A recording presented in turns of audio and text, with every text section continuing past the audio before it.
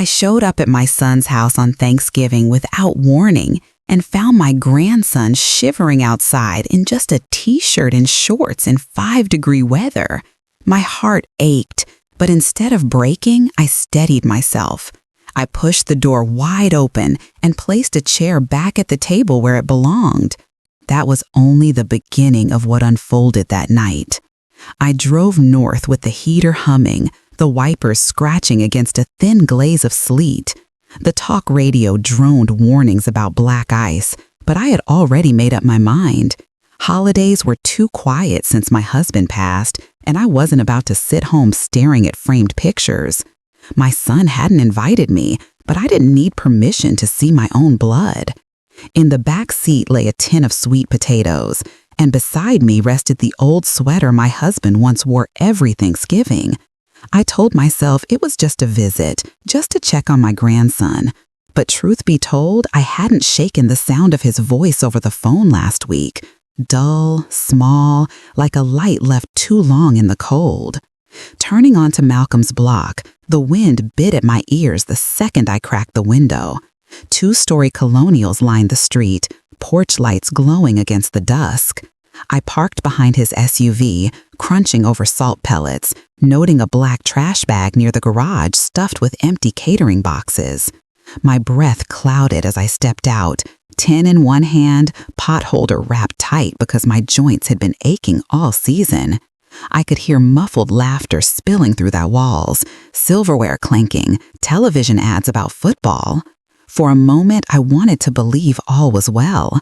But then the thought came, if they were gathered so happily, where was Tavion? I didn't have to wait long for the answer. At the curb, in nothing but a thin t-shirt and gym shorts, my grandson sat shivering, socks damp and sneakers splotched with slush. "Baby, what on earth?" I hurried, dropping the tin into the snow. He tried to smile, teeth chattering. "Grandma, I'm okay." "Okay is for July," I told him, wrapping my wool coat around his shaking frame, rubbing his arms the way my mother once did for me. His ears felt icy under my fingertips. I guided him into the shelter of my car, blocking the wind with my body, scanning his face for the signs I'd seen too many winters before. No one should ever be that cold, not a child, not mine. When his lips trembled, I whispered, "Who told you to stay out here?" He glanced away, voice small. "Dad said I needed to cool off." Discipline doesn't look like frostbite. I slid him into the back seat, cranked the heater, pulled an emergency blanket from the trunk. He wanted to defend his father, but loyalty from a boy shouldn't cost him his health. "If your lips are that blue, baby, we're not walking it off," I said firmly, tucking the blanket around him until his breathing steadied. In that instant, something in me hardened. This wasn't a mistake. It was neglect, deliberate or careless, but either way, unacceptable. I turned toward the house. Through the window, warmth radiated. My son at the head of the table, his wife passing cranberry sauce, steam rising in gentle halos. There was no plate set for Tavion. Maybe one had been there earlier, but I saw a hand carry it away. The laughter swelled, glass clinking, a phone lifted to capture a picture-perfect moment. Feeding their image while freezing their child, that's what I witnessed. My chest burned with the fury I kept under control. I locked the car, slid the keys deep into my pocket, and squared my shoulders. "You don't fix character with cold," I murmured. I bent to reassure Tavion, his small eyes peeking over the blanket. "Stay put, heater on 3. I'll be back in 2 minutes." My voice carried calm he could trust. I touched the brass handle, its warmth from the inside heat striking me like insult and invitation both. My husband's voice came back to me, steady as a hymn. "You keep your people warm, Octavia." I inhaled, pressed my palm flat, and pushed the door open, ready to carry winter straight into their feast. The warmth hit me like a wave when I stepped through the door, sharp against my cheeks, still burning from the cold outside. I stood tall, coatless because Tavion had it draped around his shoulders in the car, the heater humming for him as I left. The smell of roasted turkey, cinnamon, and butter rolls wrapped the room like a blanket. Silverware froze midair. Football highlights murmured on the muted television, the screen flashing bright as if mocking the sudden silence. I closed the door behind me carefully, as though I were protecting the furnace from wasting a penny of heat. My eyes swept the room, noting who sat where. Malcolm at the head, shoulders squared but not quite steady. Isolde beside him, a cool mask on her face. Guests stiffened, some setting forks down as if expecting a prayer. I gave them none. Evening, I said evenly, not loud but enough. It took only a glance to see what wasn't there. Every place was marked neatly with name cards, folded napkins, and tidy triangles. Yet, where a child's setting should have been, there was nothing. Just the faint ring left by a smaller plate, now removed. A smear of cranberry lingered on the cloth like a forgotten scar. I watched Isolde slide an extra fork into the sideboard drawer, her fingers crisp, her expression untouched.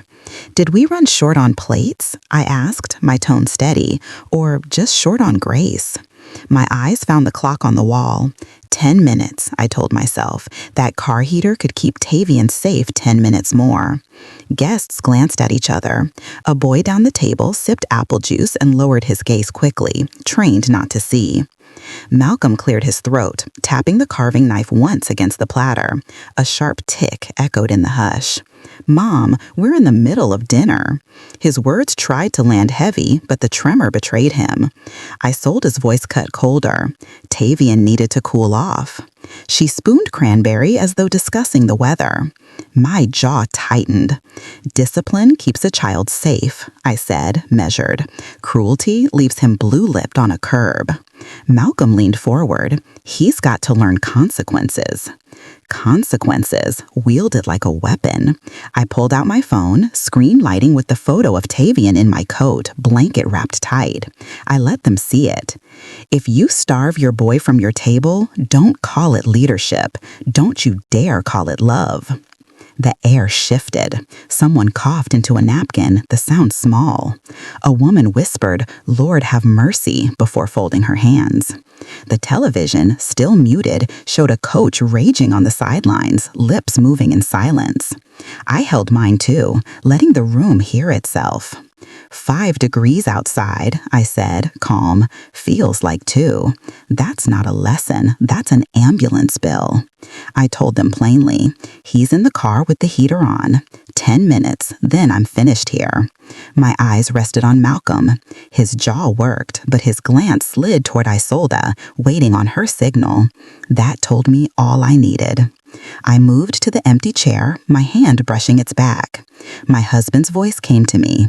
"Keep your people warm, Octavia." I let my breath steal. 6 words, clear as glass. "This boy sits at my table." Plates rattled. A guest gasped.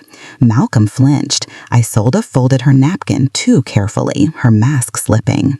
I added, "If your table can't hold him, mine will, and mine carries the deed."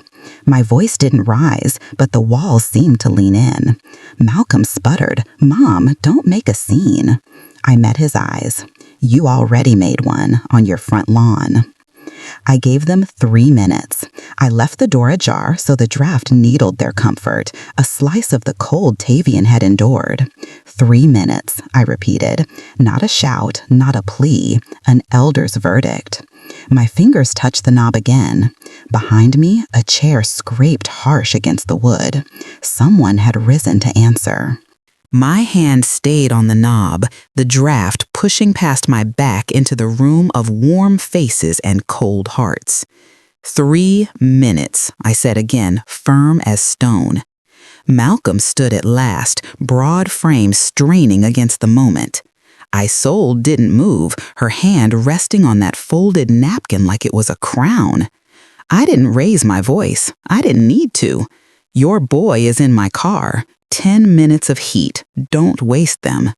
My words landed harder than shouting ever could.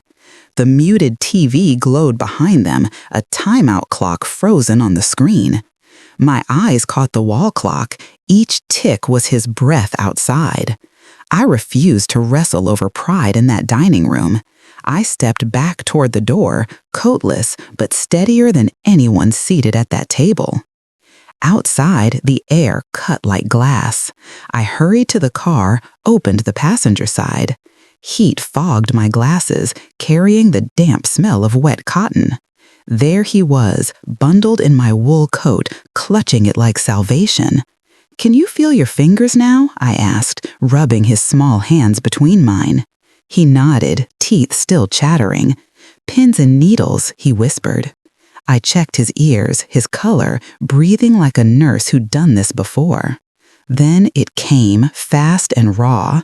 "Grandma, last week they made me sleep in the garage." His eyes searched mine, waiting to see if I'd believe him. He painted it in jagged strokes, thin blanket, cold concrete, garage door rattling at 2 a.m. That kind of detail doesn't come from imagination. My chest ached, but I didn't let pity swallow the moment. "I heard you," I said, smoothing his hair, "and we're done with that, baby." Feelings could wait. Facts had to come first. I adjusted the heater, set it steady on 3, cracked the window a sliver because safety habits never leave you. I locked the doors, slipped the keys back in my pocket. 2 more minutes, I told him, voice low but certain. Then we go, with or without them. His eyes softened, trusting my promise more than any prayer said in that house. Snowflakes scattered under the porch light, falling like salt from a shaker. The house loomed, warm on the outside, but it felt like a freezer for the soul. I breathed deep, my husband's voice echoing in memory. "Keep your people warm, Octavia." With that, I turned back inside, leaving the heater humming behind me. The dining room reeked of cinnamon and denial. On the sideboard, a phone buzzed, lighting up against the wood. My eyes caught the screen. "Can I please come inside?" The message repeated, time-stamped nearly an hour earlier. My grandson had begged again and again while they passed gravy bowls. No one had opened it. The phone's owner sat 20 feet away, acting like nothing was wrong. I didn't touch it. I pointed. "That," I said, steady, "is a child begging for warmth while you laughed at dessert." The room rippled. Someone whispered, "Lord," soft and broken. Isolde reached for the phone, quick, the way a woman protects a secret more than a child. I kept my tone calm, Midwest plain. This isn't misunderstanding. This is documented neglect. I let the silence breathe because evidence burns hotter when you don't fan it. Malcolm's voice cracked the stillness. "Mom, don't weaponize our dinner." My eyes held his. "You did that when you left a boy outside." I drew the line clear. "I'm taking him home tonight. You can decide tomorrow whether you'll act like parents." I didn't quote the law, but I leaned on it like a spine. If you need reasons to change, the state has plenty. I stepped toward the hall, signaling motion, not debate. For Malcolm alone, I added one mercy. "You can still fix this. Don't let pride be your legacy." He looked down, jaw tight, torn. Isolde's hand snapped at his wrist under the table, her grip hard, controlling. Then she rose. The room held its breath. Her smile was tight, metallic.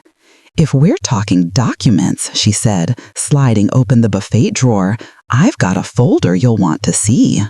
Tabs and sleeves shifted into view, a stack too neat to be casual. Malcolm blinked, lost, already behind her. My pulse steadied.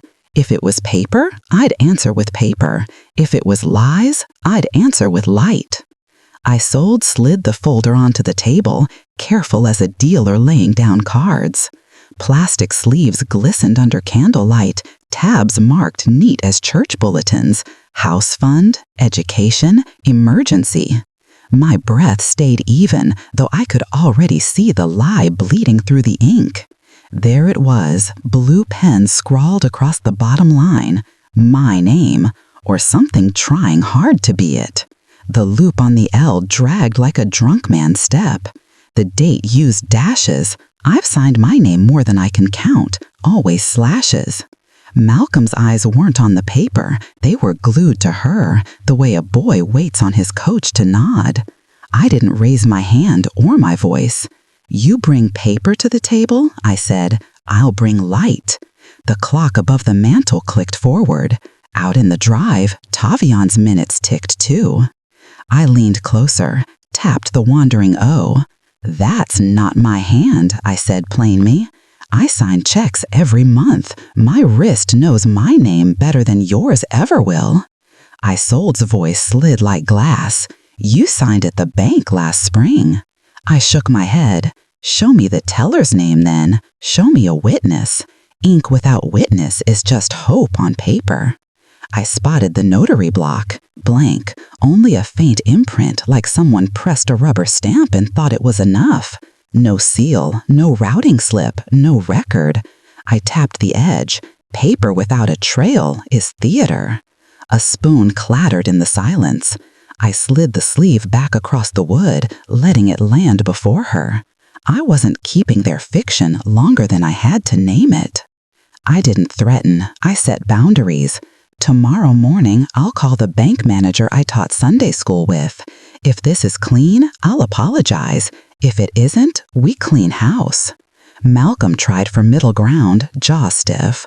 "Mom, it's not that deep." I turned my head, steady. If it touches a child's heat and roof, it's deep. My words weren't loud, but they cut sharper than shouting ever could. "You call it structure. I call it theft if the ink's not true." I reminded them, "I've got a boy in a worn car. This talk isn't my winter hobby."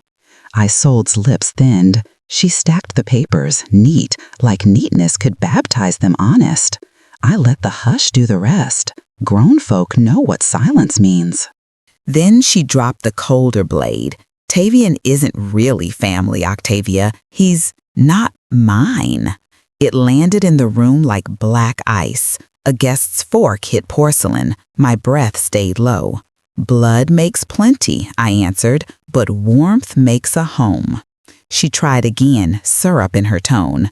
"We have to protect our daughter's environment." My eyes narrowed. Protected from what? His shivers? Malcolm's stare wavered between us. He didn't say no to her sentence. That silence spoke its own verdict. I glanced at the empty spot where a small plate had been, and it was clear. They'd rehearsed his erasure long before tonight. The muted TV showed a coach in slow motion, mouthing words that every parent should know: "Do better." A guest murmured, "Lord have mercy," but this time, not for me, for the shame hanging over their table. I raised my chin, voice steady for the room, not just the couple. I will not watch a child get wintered out of his own people. I turned toward the foyer, called through the cracked door, "Baby, 2 more minutes." The draft swept across their ankles. A few shifted in their seats, suddenly feeling what he had felt out on that curb. I stayed coatless, on purpose. Elders teach by what they endure and by what they refuse. The bell rang, 3 sharp notes, too loud for this house of half-truths. Isolde's eyes cut toward the door, edges fraying. Malcolm tugged at his shirt as if a uniform could be conjured by straight lines. I didn't move. "Your house, your door," I said, calm as stone. Footsteps scraped the hall. A hinge creaked. A woman's winter voice carried clear. "I'm sorry to interrupt. This can't wait." My chest knew that voice before my eyes saw her face. Danica Reddick, the librarian with a hush like gospel, stepped into the light. She didn't look at me first. She looked at them. "I saw him out there," she said, "and it wasn't the first time." Danica stepped into the glow of the dining room as though she were walking into a courtroom, not a family meal. Her coat carried the sharp scent of winter, snowflakes still melting on her shoulders. "I'm sorry to break in like this," she said, voice steady, "but I saw him, your boy, out there, over an hour in nothing but a t-shirt and shorts." She let the words hang, not rushed. Then she added the pattern. Last Saturday dusk, 2 weeks before on a school night, always outside in the cold. Her front window faced the Drexel driveway. She didn't need to guess. 20s, teens, she said, grounding her truth in the weather report every neighbor knew. She mentioned she'd texted me after church once, worried when I didn't respond. The room stiffened, fork stilled, napkin slipped to the floor. I gave her what she deserved, not drama, just truth. You did right by saying it plain. A cough rattled from the far end of the table. Someone muttered, "Lord," not as defense, but recognition. Isolde smoothed a placemat already flat, fingers twitching like image could erase fact. Malcolm tried to reassert his house. "We handle our business here." His voice faltered against the weight of what sat between the candles. I kept my calm. This is here. She is your here, and so is the cold. Danika's eyes didn't waver. She looked at him like a librarian who'd waited long enough on a late return. The muted television showed a coach, mouth moving in silent command, "Do better." Then came a whisper, soft but sharp. Lucian Harkness leaned toward me. "I didn't know you had a grandson." Not cruel, but careless. The words cut deep. Erasure had traveled beyond this house. I straightened. "He doesn't vanish just because you don't set a plate." Isolde's reply dripped brittle sweetness. "We keep our daughter's environment calm." She framed Tavian as disruption, not kin. My head tilted, my voice level. "It's calm when a child goes numb outside?" The table looked down, shame mirrored in their silverware. I asked Danica for specifics. She recited without hesitation. 2 Saturdays ago at dusk, last Wednesday after dark, each time shivering, rubbing his arms, crouched against the curb. She noted her Ring doorbell timestamps. She wasn't here to grandstand. She was precise. I didn't ask her to share the footage. I only marked that it existed. "Did anyone let him in?" I asked. "Once," she said, "a neighbor boy brought him a towel. Otherwise, no." I nodded. "You were right to come." Her voice softened. "I couldn't keep eating, Miss LaRue." Isolde struck next, trying to turn witness into gossip. "Danica, you don't know our rules. Tavian exaggerates, attention-seeking." Danica's reply was quiet but iron. "Attention is what keeps children alive when it's 5 degrees." Malcolm tried to reel it back. "Mom, this is getting out of hand." I drew the line. Out of hand is a blue-lipped child. This here is order finding its way back. I gave them logistics, not threats. "He's in my car, heater steady. In 5 minutes, we leave. You can come with coats and humility, or you can follow later with apologies." I let the words sit. Everyone in that room knew when a clock was ticking. I reached for my purse on the buffet, the zipper hummed small but decisive. Isolde's eyes flicked toward it, remembering her own folder, her flimsy ink. The house froze, heat trapped, cold air pricking through the cracks, silence pressing heavy. I turned to Danica. "Thank you, you've done your part. I'll do mine." Then I faced the table. We're done arguing adjectives. We're moving to nouns and names. My hand rested on the purse. "Bring the lights up, Malcolm. This part reads better when everyone can see." I told Malcolm to bring the lights up. My voice didn't climb. It settled low, the kind that makes folks lean in closer. The bulbs warmed overhead, chasing shadows into corners. I glanced at the wall clock and my phone timer. 8 more minutes of heat left for Tavian out in the car. I stayed coatless by design.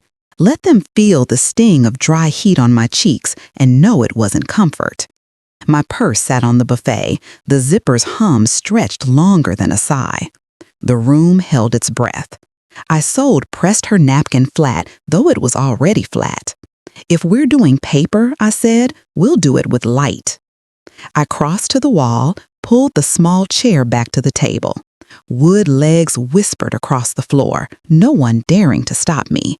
I laid a clean plate, set a fork, folded a napkin, poured a half glass of water. "A place for a child is the start of a home," I said. Lucian swallowed, another bowed his head, whispering Lord.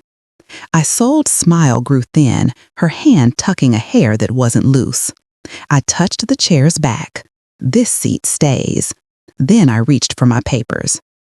From my purse came a sealed sleeve, crisp edges, the weight of certified copies. Notary stamps gleamed, dates aligned, attorney letterhead clear. I held the page where the seal caught the light Malcolm had just turned up. My late husband and I established a trust for Tavian, I said evenly. Education and well-being. I am trustee. My tone didn't waver. Funds contingent on a safe home. Neglect suspense distributions. I didn't fling it, I placed it between candles and bread. I flipped to a highlighted clause, 3 words: care, warmth, shelter. Words that meant food, heat, and this very chair. Isolde tried to soften her bite. Anyone can print something. Where's the original? Her eyes clung to my hands. I answered calm. With the firm on Water Street, numbers on the letterhead. Call tonight, leave a message. They'll call you Friday. Malcolm tried next. This is Mom's power play. I tapped the notarization. This is your father's hand, too. My finger rested on the trustee clause. Suspension authority. From this moment, funds pause until warmth returns. My palm stayed open, not clenched. This wasn't a fist fight. It was order restored. The room learned what money rarely admits. Warmth is condition, not reward. I laid terms. Tavian leaves with me tonight. You deliver a winter coat and an apology that means something. You schedule a home check with me present. You talk with your pastor or counselor about discipline that looks like cold. You keep his place at this table set. No more chair against the wall. I let each sentence land like a gavel. Do that, trust flows. Refuse, it stops. Not because I'm angry, because the document demands care, warmth, shelter. Then I gave Malcolm one mercy. You can fix this in a week, baby. Don't make pride your heirloom. His eyes flickered. Isolde's lashes lowered, calculation where compassion should be.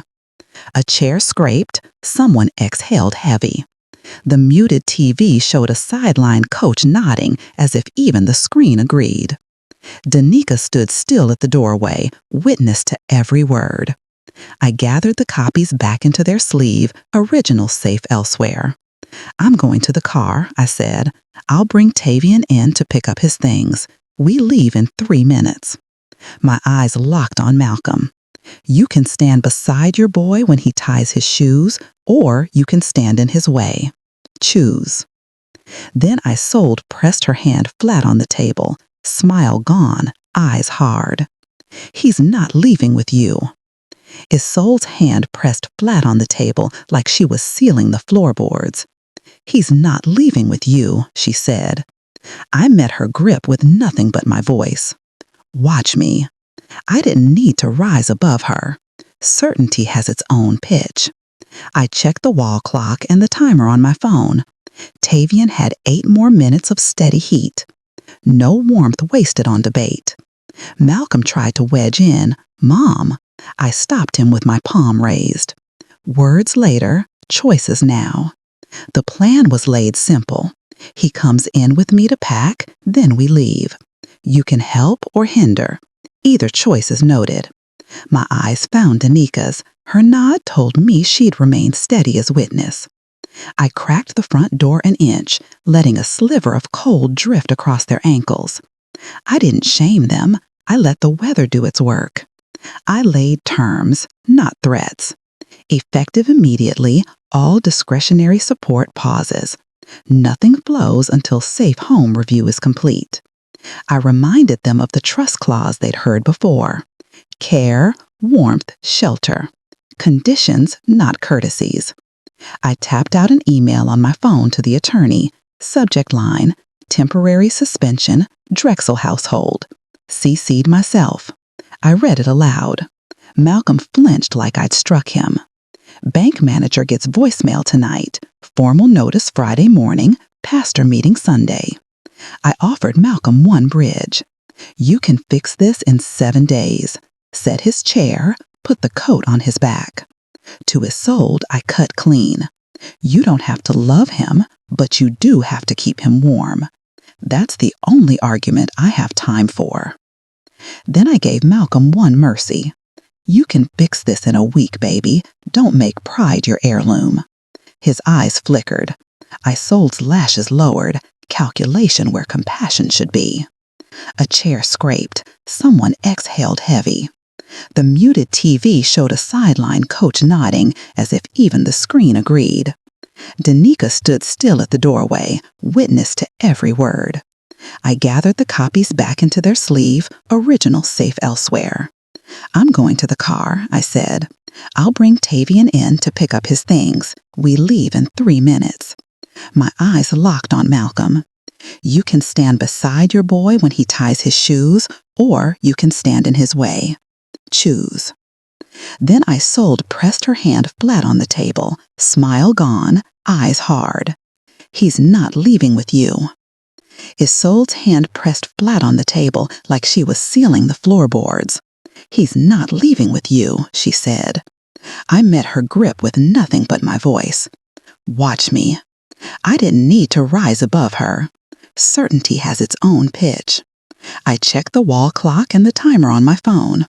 Tavian had 8 more minutes of steady heat. No warmth wasted on debate. Malcolm tried to wedge in, Mom. I stopped him with my palm raised. Words later, choices now. The plan was laid simple. He comes in with me to pack, then we leave. You can help or hinder. Either choice is noted. My eyes found Danica's. Her nod told me she'd remain steady as witness. I cracked the front door an inch, letting a sliver of cold drift across their ankles. I didn't shame them. I let the weather do its work. I laid terms, not threats. Effective immediately, all discretionary support pauses. Nothing flows until safe home review is complete. I reminded them of the trust clause they'd heard before. Care, warmth, shelter. Conditions, not courtesies. I tapped out an email on my phone to the attorney. Subject line, temporary suspension, Drexel household. CC'd myself. I read it aloud. Malcolm flinched like I'd struck him. Bank manager gets voicemail tonight. Formal notice Friday morning, pastor meeting Funday. I offered Malcolm one bridge. You can fix this in 7 days. Set his chair, put the coat on his back. To his soul, I cut clean. You don't have to love him, but you do have to keep him warm. That's the only argument I have time for. I brought Tavian in from the car, my coat around his shoulders. His eyes blinked at the dining room, wide but dry. Shoes, socks, jeans, hoodie, backpack, notebooks, charger, one keepsake. I sent him down the hall, steady at his side. I told Malcolm, birth certificate copy, school contact sheet. Isolde chirped, we'll drop those later. I said, now, please. No edge, just final. Danica lingered at the hallway entrance, quiet, present. Tavian bent to pick up a framed school photo. I slipped it into his notebook pocket, his keepsake chosen. Bag zipped, shoes tied. Readiness is dignity. Lucian moved aside, clearing the hallway. Thank you, I told him. Small civility still has weight. Then for the whole room. When a child is cold, grown folks bring heat. That's not drama, that's duty. Malcolm walked with us to the bedroom. Stand beside him, not in his way, I told him. A man at the end of the table murmured, Amen. At the door, I asked for a list of medications or allergies. Isolde muttered, none. I accepted, no commentary. We walked back toward the foyer, the boy's bag on his back, his coat wrapped, his shoes tied. On the porch, I laid it out one last time. 7 days, chair set, winter coat bought, apologies spoken to him, not me, meeting with pastor or counselor, home visit with me present. I fixed boundaries. Text me for logistics only. Legal or pastoral matters go through counsel or clergy. No midnight arguments. I gave Malcolm a softer edge. Do right by your son and you'll get your mother back too. For I sold, I stripped it bare. You can't perform your way back from cold. You have to warm the child. I texted the terms to their phones, saw the check mark pop on one, not the other. I didn't need to comment. I buckled Tavion back into the car, tucked the blanket around his knees. His breath eased, shoulders unclenching. I closed the door gently, no slam. Isolde called from the doorway, her voice sharp. You don't get to narrate our family. I turned just enough. I don't need to narrate it. The cold already did. Then I walked back inside alone, the room hushed, every eye tracking me. I lifted a water glass, tapped it once with my ring. The sound cut through the quiet like a gavel. Eyes up, I said, one last truth, and then I'm gone. I tapped the rim of the water glass once with my ring. That single note settled the whole dining room into silence. No shouting, no banging of fists, just the sound of authority. I looked around the table, every eye forced to rise. If a child is cold, I said, then every adult in the room has failed. I nodded toward the chair I had pulled back earlier, still set at the table. This seat does not return to the wall. Not tonight, not ever. My words weren't for humiliation, but for record. I am naming what happened so it doesn't happen twice. The air held still, like even the furnace paused to listen. I gave them the schedule plain. In 2 minutes, I walk out with Tavion LaRue Jr. and his bag. My gaze swept the table. Malcolm could still choose dignity. Isolde could not hide behind folded linens. I shifted from warning to execution. Warmth, shelter, care, required, not optional. I laid a sealed envelope in the center beside the cranberry dish. This is the last check you'll ever cash in my name until warmth is constant, not a courtesy. I spoke steps out loud so no one could claim surprise. Bank log tonight, attorney looped in, pastor Sunday. Then I gave my son his last bridge. Apologize to your boy tonight, or tomorrow you start from zero. Danica stood in the doorway like a town square condensed into one witness. I didn't need applause. Her presence was enough. I picked up my purse and turned to the foyer. Movement is its own declaration. At the car, I pulled out my late husband's thick wool sweater. Cedar still clung to it, the scent of a life that once kept us steady. I wrapped Tavion in it, tugged the sleeves over his wrists. This house failed you, I said, but this sweater won't. His breath slowed, deeper, steadier. I kept teaching even while warming. When life turns mean, you answer with warmth. That's how we carry our people. His small voice rose. Am I really coming with you? I bent down so he could see the answer in my face. You are, tonight, and for as long as warmth is ever in question. I zipped his coat over the sweater, layering him in protection and promise. We stepped back inside briefly. Malcolm handed me a copy of the birth certificate and school contacts. I accepted with a nod. Isolde tried one more neat phrase. We'll manage without your oversight. I answered, then manage warmth. Lucian pulled a chair back so Tavion can pass, witnesses shifting from passive to helpful. I asked practical checks. Shoes tied, charger packed, photo tucked. Tavion nodded, ready. Before leaving, I said to the room, sometimes the truth is the casserole. It feeds everyone, even if it burns going down. Then we walked toward the door. At the car again, I texted the summary of conditions. Malcolm's read receipt appeared. Isolde's did not. I left it alone. From the driver's seat, I called the attorney's voicemail. Suspension enacted at 7:42 p.m. Witnesses present. Then I texted the pastor. Meeting Sunday. Guidance needed. Danica stepped to the curb. Text if he needs a hat. I've got one. Support doesn't always roar. Sometimes it's as quiet as that. I pointed through the window back to the dining room. The chair was still there, set. Proof that choices can move in the right direction. I pulled away slow, tires crunching salt, leaving their table behind, but not the lesson. That night, in my own home, I set soup and cornbread before Tavion. His chair was already pulled out. He ate like warmth was a language, and I let the silence speak for him. Tomorrow we'll get a coat, I told him. Library Saturday with Miss Danica, if you want.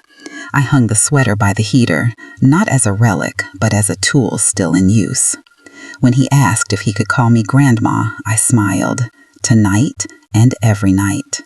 I tapped my own glass once, whispering, "From here on out, the story changes."